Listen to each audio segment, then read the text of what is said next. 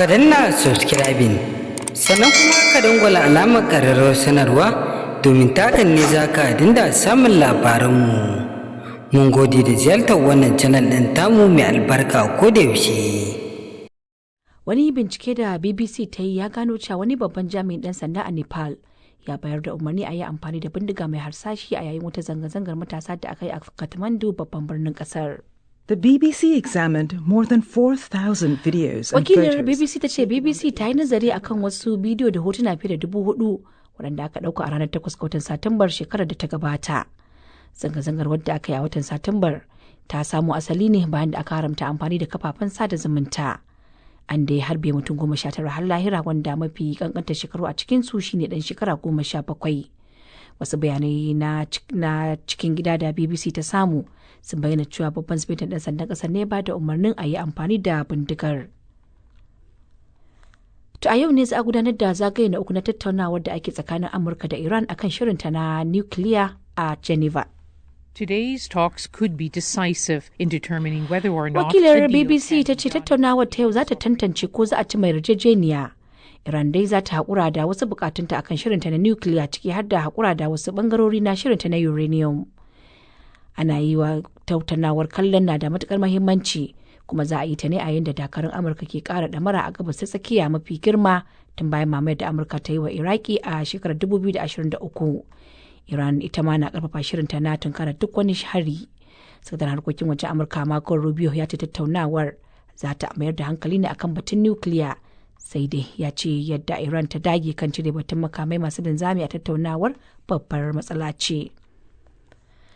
Wani ɗan jam'iyyar Democrats a kwamitin Majalisar Dokokin Amurka da ke bincike akan Jeffrey Epstein, mutumin da ya kashe kansa a gidan yari bayan an kama shi da laifin lalata, ya zargi ma'aikatar shari'ar ƙasar da ɓoye wasu muhimman takardu da ke ɗauke da zarge-zargen lalata da wata yarinya da Donald Trump ya aikata. Robert Garcia ya rubuta wasiƙa ga babban mai shari'a na ƙasar Pam Bondi inda ya buƙaci a bayar da takardun wanda ya ce suna da matuƙar muhimmanci a binciken da ake yi. Ma'aikatar shari'ar da ta musanta goge wani bayani sannan kuma ta ce tana riƙe wasu muhimman takardu ne kawai saboda wasu dalilai kamar waɗanda ke da nasaba da binciken da ake yi. Shugaba Trump dai ya sha musanta aikata ba daidai ba a shari'ar Epstein. Labaran duniyar na zuwa muku ne daga nan sashen Hausa na BBC.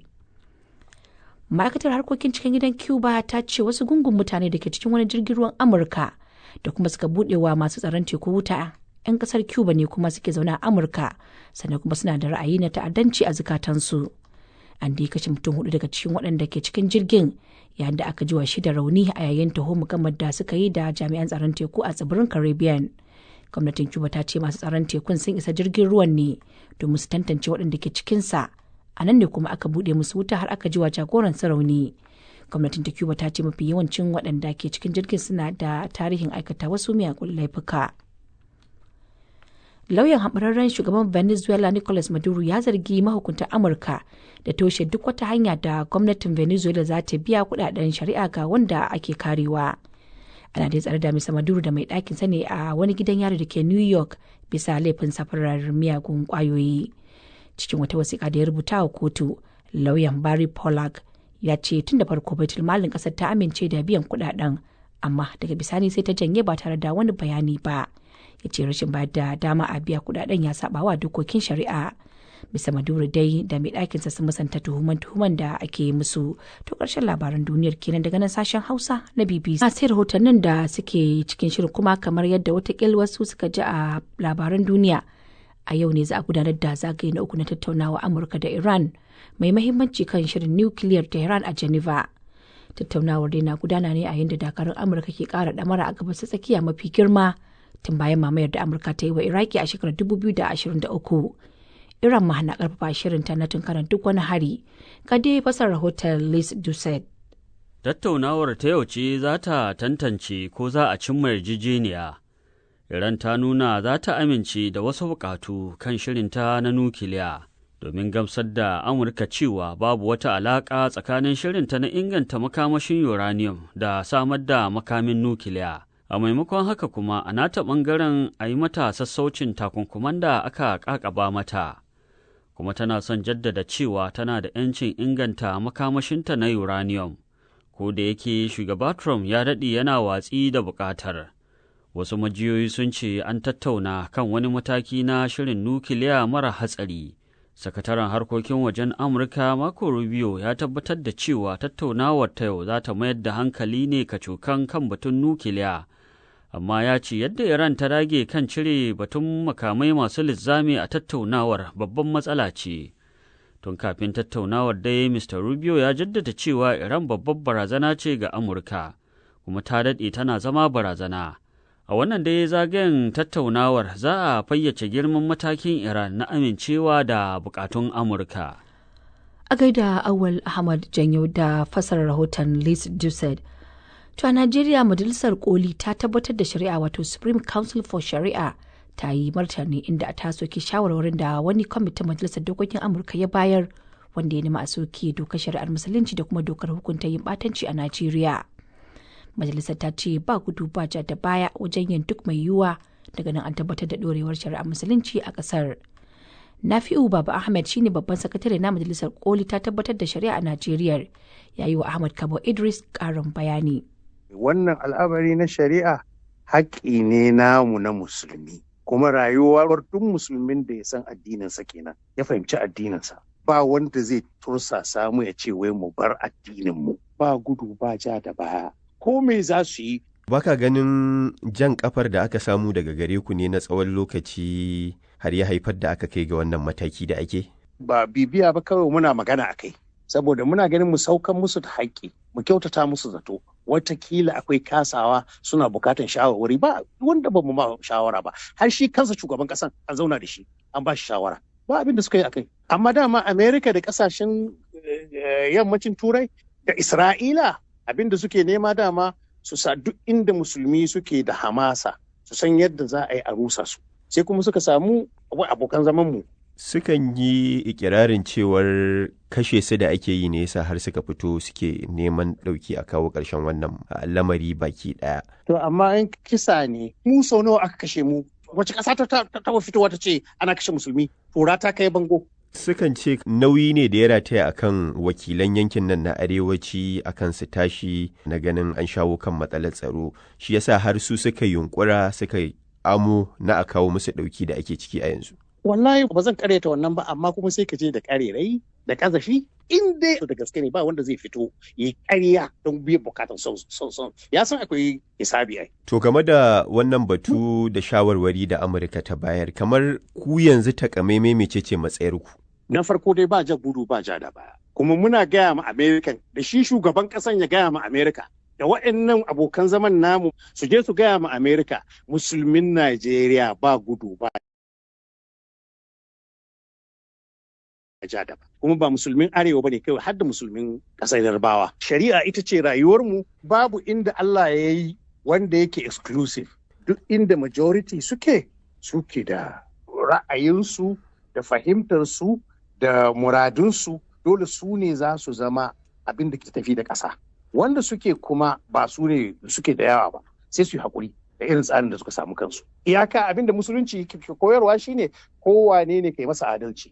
Kuma abin da musulunci yake yi kenan. To kamar yanzu waɗanne matakai za ku ɗauka? Ai mun samu nasara. Babban nasara ita ce su abokan zaman mu da suke cewa wai ai sai a mutu ba za a yi shari'a ba. Sun ga shari'ar bata shafe su ba. Of course ba za ka je Kano ko Sokoto ka ce za ka yi izgilanci ga addinin musulunci ba ko ga wani abu na musulunci ba. Ba za a ɗauka ba. Kamar yadda musulmi bai sai ya je Innewi ko Akure ya ce zai yi haka ba. Yanzu ma muka fara ƙara dukufa akan tabbatar da tsarin Allah da manzansa akan rayuwarmu a duk inda muke. Nafi'u Baba Ahmed babban magatakarda na Majalisar Koli ta tabbatar da shari'a a Najeriya kenan. To har yanzu dai muna Najeriya inda wasu al'ummar yankin karamar hukumar Mayyama a jihar Kebbi suka ce wasu 'yan bindiga sun kashe mutanen da kawo yanzu ba a san adadinsu ba a wani hari da suka kai a masallaci a yayin da mutane ke tsaka da sallar asham. Mutanen dai sun ce maharin sun kai hari ne a ranar Laraba a babban masallacin garin Daɗin Kowa inda suka masa ƙawanya sannan kuma suka buɗe wuta. Babu dai wata sanarwa daga rundunar 'yan sandan jihar Kebbi game da lamarin, amma dai ga ƙarin bayanin da wani mazaunin kowane masallaci an shiga masallaci sai suka shigo babban masallaci na Juma'a sai suka kewaye masallaci suka halbe mutanen da ke cikin masallaci. Wasu sun ka tsere mata waɗanda an waje, amma akwai wata mata ma an kashe ta na cikin mata. Ni yanzu haka hakikanin gaskiya ban san iya wanda ya an ka kashe ba sai dai da swani. Yaushe wannan lamari ya faru? Laraba. Ta yaya su waɗannan mutane suka kawo hari masallacin? Akan mashi na sun ka zo. Sun ka aje mashi suka can bayan daji sun ka zo da kafa. Ka san mutum yana ibada hankali ne ya ɗauki zai sa ran wani abu na iya faruwa. To a lokacin da wannan al'amari ya faru ba jami'an tsaro ne? Babu jami'an tsaro. An kira su ban zo ba to sai bayan abin ya lafa.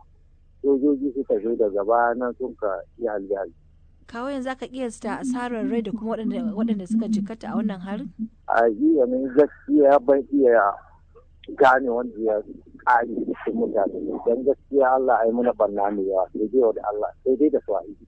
Wanne hali ake ciki yanzu bayan harin a garin? To muna cikin ɗaɗɗar da yanzu dukkan mu kowa ina waje da zaune mata da maza babu wanda da hankali sosai. Su waɗanda harin ya rutsa da su kamar wanda suka jikkata ko suka mutu suna ina? Suna asibiti, asibiti da sunan Mayama, ƙaramar hukumar Mayama. A wani gari al'amarin ya faru? Daɗin kowa, Mayama lokal gama. Wani mazaunin garin Daɗin kowa da ke ƙaramar hukumar Mayama a jihar Kebbi, Najeriya kenan. To a jamhuriyar Nijar masu ruwa da tsaki ne a jihar Difa suka yi zama na musamman kan matsalar rashin aikin yi tsakanin matasa a wani mataki na samar da zaman lafiya a yankin mai fama da matsaloli na tsaro. Mazauna yankin sun koka kan yadda ake ci gaba da samun karuwar adadin matasa marasa aikin yi, lamarin da ke zama babbar barazana ga zaman lafiya da tsaro duba da yadda ake samun karuwar matasan da ke shiga cikin miyagun ayyuka. Kadai rahoton Cima'ila Isufu. Matsalar rashin aikin yi ga matasan a Difa wani babban kalubale ne da rashin tsaro ke kara ta'azzarawa. Samar da aikin yi ga matasan na ɗaya daga cikin manyan ƙalubalen ƙasar a yau. Jihar dai ta Difa na buƙatar kulawa ta musamman wajen horar da matasa da ƙarfafa masu domin gujewa rashin zaman lafiya da ke nasaba da rashin aikin yi, kamar yadda mazauna yankin suka koka suna cewa. Matasai sosai suna da matsala, yaranmu matasan na rashin aiki ne ana safale a shiga cikin gari a yi fada da ika da wani abubuwa. Difa yaranmu ba su da aiki, kenan yara ba su da aiki babu kwanci hankali. Matsalan rashin aiki wannan ga matasa mu dai koke ne muke kaiwa ga wurin shugabanninmu na ƙasa wanda suke jin tausan talakoki su ƙara jin tausan matasa namu, a samo mana abubuwan kamfanoni na yin wa'ansu abubuwa. Matasa gaskiya akwai shomer duk yawa shine yake kawo wani fade-fade wani sace-sace, amma tanke mutum yana da sana'a wannan abubuwan duk yau da gobe zai zama babu. Shi ma a nashi bangare Abacha Alhaji Ari tsohon shugaban majalisar matasa na jihar Difa ya koka da wannan matsala, yana mai fatan ganin al'amura sun dawo don matasa su samu aiki kamar yadda aka masu alkawari. Prime Minister ya ce in Allah ya rantu duka wannan kamfanin da suka zamna wani guri za su sake zuwa Difa su zamna su aiki. Muna kan Ubangiji Allah ya ba mu iko wanda mutanen su komo su zo su zamna a dokin ga ɗaukar matasa mu na Difa. Aikin Difa babu matasa masu da aiki. Tunda yanzu dukkan matasa mu suke. Mu aja ta jama ku arziki. Yau ya zama to babu guri da wannan rikicin da ya faru ya kana mutu ya mai noma kuma wajen da ake dan noman ruwa ce. Rashin kwanciyar hankali da yanayin tsaro na iyakance damar tattalin arziki, abin da ke kawo tawaya wajen shigar da matasa aiki a fannoni daban-daban. Sai dai a zaman da aka yi domin lalubo hanyoyin magance matsalar ta matasa, an samar da wani kundi da za a yi aiki da shi, kamar yadda Koroji Dalla tsohon dan majalisar mashawarta a jihar yake cewa. Mun yi babban muhawara wanda yake cewa forum na matasa duka jiha, mun sani duka kokokin su gaban minista matasa. Akwai babban kundin da muka yi, wannan kundin in an samu an fara aiki wannan bisa, ina ji shi zai sa ya fi da matsalan rashin aiki da rashin abubuwan da matasa suke fuskanta. Zaman kuma ya yi nazari kan hanyoyin yaƙi da rashin aikin yi na matasa a Difa, inda ya bayyana buƙatar haɗa koyar da sana'o'i, kasuwanci da saka hannun jari a harkar noma da kiwo, tare kuma da sauƙaƙe damar samun kuɗi ga matasa da ƙarfafa ayyukan dogaro da kai da suka ce suna da mahimmanci don haɓaka kwanciyar hankali na tattalin arziki da zaman lafiya. A gaida Cima'ila Isufu. To yanzu karfe 7 ne saura minti 14 a jamhuriyar Nijar ɗin da ma Najeriya. Haka lokacin ya ke a Kamaru da Chadi. Aisha Sharif ba ke gabatar da shirin safe daga nan sashen Hausa na BBC.